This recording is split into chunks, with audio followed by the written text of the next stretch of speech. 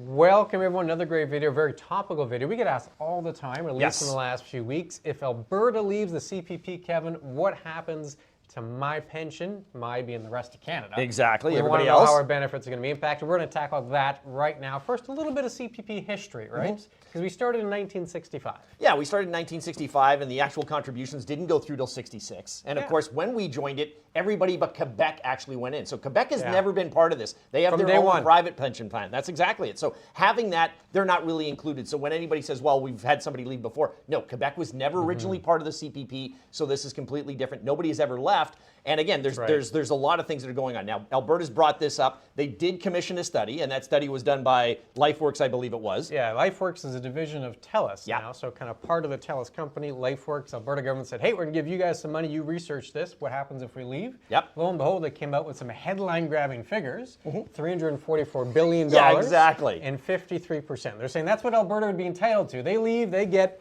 53% of the... I think it's a pretty... We'll That's get a little into the data. big. We'll get into the data in a second. One province did this. I don't think so. If you just said they take 53%, the rest of Canada, that's bad. Yeah, and especially when you look at it, even if you look at it population-wise, there's no way they're 53% of Canada overall. I mean, Ontario should have a bigger portion of that pot than you would assume that you would get out of Alberta. Yeah, and we'll get into the data here. How did they determine that? Well, first off, CPP Act, it's a vague, opaque act. When they set this up, everyone's pooling their contributions. They didn't really expect provinces to be leaving, so there's some language there about provinces leaving, but there's not a clear formula. And in the LifeWorks report, they actually say outright they had to use an alternate interpretation. They had to create their own formula. They made one up because there wasn't one there. So obviously, there's going to be some disagreement about the formula they made up. But what they're trying to determine was, all right, Albertans since 1966 have been putting contributions into CPP. They have. That money's been invested over time, so there's been some return, and then you had some Albertans pulling the money out. So you take what they have, you put in, they take the returns, you subtract what was withdrawn. That should be what Alberta gets out. That, in principle, makes some sense. Yeah, I mean, if you do it on that basis, but it's flawed. There are many different interpretations on how you do that, right? And that's the biggest factor. You can't just go with the most simplistic outlook because there's a variety of things that have happened over the last 50 years in regard to this. Yeah, and that's the idea. We'll attack it from two ways. I shouldn't say attack, because they're doing the best they can with the data they have. But we'll look at the bad math. We'll look at the bad data, starting with the bad math. If Ontario left the CPP using the exact same formula, they'd get 65%. Okay, so 53 and 65. If I have 100%, I think I'm in a little trouble here. Just basic math on this concept. Yeah, I can't take 115, 118 sort of scenario out. Exactly, and leave nothing for every other province. Exactly. So obviously, just off the hop, we realize, okay, the math there probably doesn't add up. Part of what they're doing is they're trying to determine that growth component, right? And in the formula, let's not get into a math course here, but they're assuming they put money in 50 years ago or even further back in 1966. Yep. And it's been growing for the majority of that time, which is not the reality. It's a pool. Yep. So you've got people coming out, right, all the time. So even though you've put money in, you can't just say, well, I put it all in at this point, this is what I've added, and now I'm taking everybody out at this point.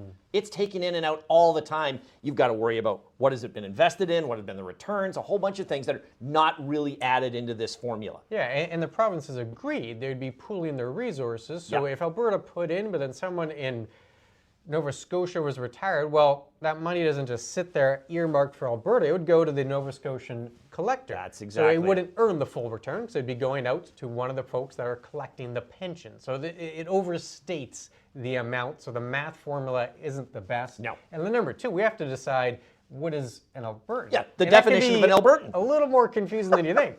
If you're from Halifax, but you work in Fort McMurray, whose contribution is that? Well, exactly. And then again, the other factor is, well, what happens when you retire? Okay, I've been in Alberta my whole life. I'm going to go to BC. I'm going to live in Kelowna. Well, if you're drawing from it in Kelowna, is it now a BC scenario or is it an Alberta scenario? Not having that clear definition of what an Albertan is the biggest factor going forward. Because you can't just say, well, okay, everybody in the province now, they're all Albertans. Well, that may not be. Maybe they came in late, maybe they haven't contributed here, or maybe they've left and they've used it somewhere else. So yeah, having that definition, again, you mentioned it, 2 points that really have to be considered. Yeah, and the data part of it there would be applicable for all provinces. I think more applicable for Alberta because they tend to follow the oil industry cycles. Yes, they do, big time. So when there's a boom, lots of workers come in because oil prices are up, everyone's hiring. When you get to the bus side of that scenario, they all leave. Yeah, so you really need to account for that. And the study outright admits they just didn't have the data. So they did the best they could with the data they had, but they didn't even have the data, so they don't know the impact of that interprovincial migration and those interprovincial workers, and that could be a big piece of the puzzle they're not even accounting for. So obviously that 53 is probably a little too big. And there has been some other folks, I wrote it down here, other experts that have looked into this and had different estimates. One contrasting opinion came from Trevor Tome, professor of economics, University of Calgary. Another from Kent Tilley, K4 Financial in Edmonton. 20%, 16% respectively were their estimates of Alberta's share of the pension assets. That makes a little more sense. It does. It seems to be more on that sort of factor. And again, I think they put this together to try and get something out there quickly so that they can say, look, you know, we're not happy with what's going on. Here, we want to say that we're getting out of CPP. You owe us 53%. And that's based on the quick scenario without all the topics in, whereas these other ones seem a lot more reasonable, as you say, 16, 20%, maybe that sort of contribution works well. And if that's the case, how would that affect CPP going forward? Yeah, if you're in a different province, let's say you're in Ontario, you're in BC, somewhere that's not Alberta, or Quebec, because Quebec has their own pension, the Quebec pension plan. But if Alberta took 16, 20%, the rest of CPP would be fine. There'd be minimal adverse impacts for your other pensioners in other parts of Canada. So if that is the end result, that's actually not a bad thing. Your pension would be okay if you're outside of Alberta. And then we should mention, I know this has gotten lots of attention, lots of headlines.